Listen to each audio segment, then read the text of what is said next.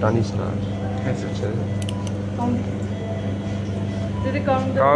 Count জায়দা, তুই count হয়ে গেলি এই দুটো স্পেসিমেন পাঠিয়ে দিয়ে তুই অপর যে টেবিলটা সিস্টার চেষ্টা করি, বলছি যে টেবিলটা ফাঁকা আছে ওখানে পেশেন্ট তুলতে পারবো আমরা? পারবো তো?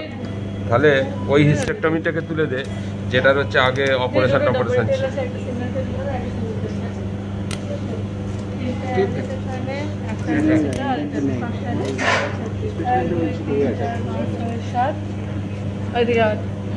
জেনে রাখবি প্রলিন না ভীষণ লুজ হয়ে যায়।